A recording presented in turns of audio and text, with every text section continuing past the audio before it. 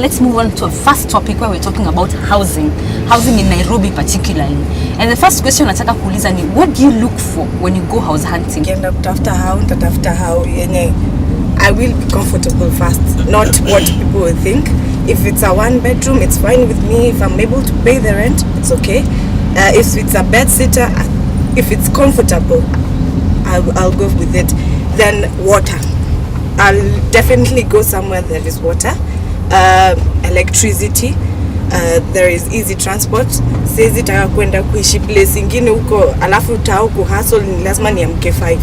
Security, drainage, comfortability, because you're looking to make something good out of yourself. The price, how much does it go for? Because actually in Nairobi we might all be living in dorm home, but the person next door is paying like an extra 5,000 shillings for the same house that I'm living in, and I'm paying 10,000. Do you think you really get value for money?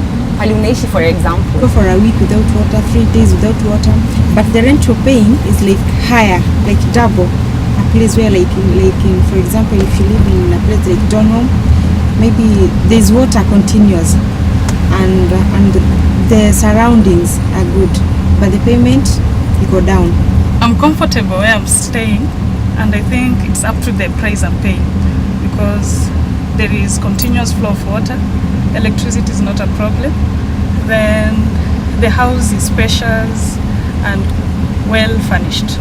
Nakoishi ni kama na nyanyaswa, manake I pay more money, there's no water, I pay electricity, so I don't get that the full services that I'm due to get. So siwezi sema ati niko sawa. Maji sio safi vile, sengine kama kumenyesha hivi utaisikia kasiwe kako somewhere kwa maji, so it's like the drainage system lazima irekebishwe. The house is okay, it's spacious and everything else is alright. What irritates me most is the fact that the coordination between the landlord and the caretaker is very, very poor. I think the problem is communication. What goes wrong there between the developer, whoever the landlord is, and the agent and the caretakers? Who is to blame, and what is exactly happening there, in your opinion? I think the person to blame is the landlord, because he's not taking his time to visit his premise or his investment to see what goes on there. And especially, particularly my landlord is very arrogant, because even if you call that guy, he never picks the call. It rather tells you to text him than to call him to complain about the condition of the building. And when you text, does he respond? Ameshaijaribu ashaikuja huko kwa ploti aongee na nyinyi as tenants? To be very, very honest with you, on my case, I've stayed in that house for this is the 3rd year, and I've never seen him. But then I dealt with the caretaker. Kwa hata simjui. Mimi nikuja nikapewa nyumba na nani? By that time ilikuwa bado mpya. Nikapewa na agent. All of a sudden wakuja kabadilisha, sasa kwetu tunalipa through agents. Kama takataka kwanza sisi wenyewe tunalipa kupata hizo services. Kuna hizo hidden costs tunasema, kuna security, kuna maji, kuna garbage collection, kuna so many other hidden costs. What do you think of those hidden costs zinakwanga hapa na pale? That's the first thing we have to ask, maybe the agents or the landlord. We have to ask him who is going to pay the cost of garbage collection, water, electricity, and maybe the greenness. So it's like if we don't agree from the start, when I get in, those problems will crop later. Most of the time when you're going to look for a house, your first thing is, I just want to get a house. Simple. I just want to move my stuff. Maybe umefungiwa mahali, or you got financial issues that you have to go now, maybe a cheaper house. You think of house kwenye ntalala. And then by the time that you get into the house, that's when you realize hakunanga maji, hakunanga stima. So those things are supposed to be discussed before. Okay, sawa tutaendelea na hii topic very shortly, lakini kwa sasa let us watch a small insert tumetengeneza ikiwa na maelezo zaidi. Matatu.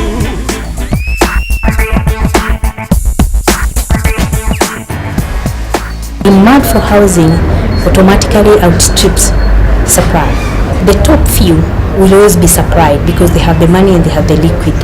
The developers have concentrated to those people because they have the money. The middle, they are struggling, but the provision is not as much as they need. The supply is not as required, and the demand again is too high. That's why you realize the supply will always be low and the demand is very high because we are so many. The low end now is even worse because there are no low-cost housing in Kenya. Secondly, Kenyans have plots and they would want to construct, but the prices for construction materials and equipment are too high. Since it's the responsibility of the government to provide and is not is not able fully to do so, that's why we find the private sector coming in strongly to support the developers to put up houses that are affordable. The government also and the private sector are working together to come up with alternative construction materials that are reasonably cheaper, not cheaper but affordable. It is up to the government, city council and the regulators to be able to fasten the process of giving title document to owners of land. A home or a house is a long-term investment. When you're looking at it, be guided by the price and the location. I just want nataka mnipe reactions, yeah, to what we've just watched, yeah, to what Rosa said. 2, 3, react. I live in Umoja. We have people constructing houses that are not of up to standard. Yeah, you go looking for a house, you find the house is too squeezed. Yeah, you can't even tell the difference from the kitchen and the living room. Yeah, so I think they should control the standards of the housing.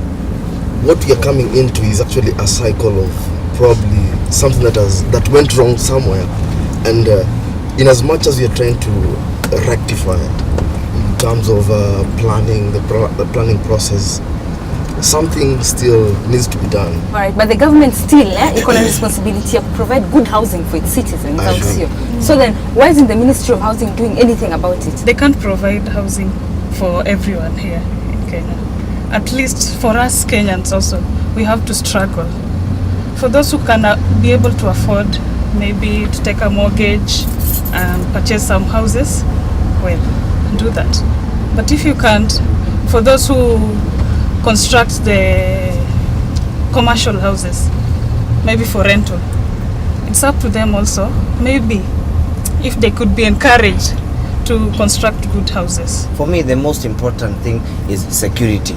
So I live inside a community prison, and you know they say crime does not pay, so hata silipangi rent.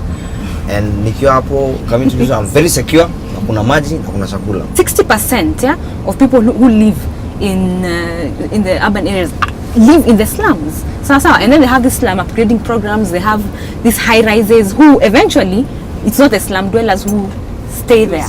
Sindio. So really, what happens between making the policy and actually implementing it? Supply is low, demand is high. Yes, yeah. These developers are taking advantage of us. The government is sleeping. As you can say, actually the city planning, it's under the city council of Nairobi, is totally sleeping. Wanataka kubomoa hizi city council houses, hizi za Mbotela and all these other places, yeah, so that they can develop those high-rise buildings. But really, what do you think of that plan that they want to put in place right now? Shida ya kwanza, manake watu wanaishi kwa hizi estates kama Mbotela, Makongeni, Kaloleni. Hao ni ile kiwango pesa ndio inafanya wanaishi pale. Na wakija wakisema watawabomoa, tutakuwa na IDPs hapa tena. Wale wataenda wapi sasa hii? Maana watajenga pale nyumba za kifahari. Hawa watu wa kawaida hawataweza kulipa pale. Kwa hivyo sioni kama itawezekana. It's a very good idea. The only problem with the government is to take time implementing, because they have been saying so for many years, but now implementing take ages. When you're living in a self-confused house, you need time to adjust to a self-contained house. That's why. What do you mean self-confused now? Yani hii ni nyumba yako, ujui kama ni bedroom ama ni kitchen ama ni floor ama ni nini, ni curtain tu inakuseparate. So they need time to adjust. Seriously, JB? Okay. I would like to think of the Kenyan government as strictly thinking like a businessman. He looks at only the profits. So even if they build those houses, it's not the poor person who will enter those houses. He can't pay. If we can have a good leadership, a visionary leadership, in essence, I think that will honestly take us somewhere. Government should now regulate the prices of the housing in terms of rental and also when purchasing it. You first change the policies so that they can affect. If you have someone that is building a house, you send anafaa kuangalia nyumba, because most of the time hata saa zingine you live in a house where you never see the light. The council should come in, and when anyone wants to construct a house, then they should go get the architectures from the city council and build good quality houses. Yeah. We need to be very generous, think about our livestock. Huwezi ishi kwa nyumba iko na 40 bedrooms. Una expect your panya itokaje kwa bedroom iende kukula kwa kitchen? Yeah, we should live in one room. Hata mosquito ikikuma hapo inaweza enda kunywa maji kwa kitchen. Hayo ndo maoni ya watu kwa matatu, lakini kwa sasa JB, let's take it to the streets. The rent is on the higher side, and this is because the demand for houses is very high.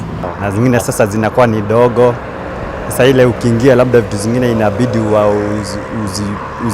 uze hata throw high price. Kitu cha kwanza, nyumba zinavuja ambazo tunakaa. Mazingira pia ni chafu. Nyumba zingine landlords wanataka pesa lakini choo hakuna. Hii imechangia magonjwa kama diarrhea, nasumbua sana. Hata kama umelipa hiyo nini rent, bado unalipia watu wa kuchukua dustbin. Wale wase wanakuja kunini, pia wale wana clean up the corridors. So una feel as if ile rent una pay, I would deserve to pay. Jo keza poa na maisha poa na rent standard kwa kila mtu, ndio kila mtu aridhike. Watu wametoa maoni zao. Ni watu wa focus. Kuna. Okay, sawa. We're going for a short break. We'll be right back.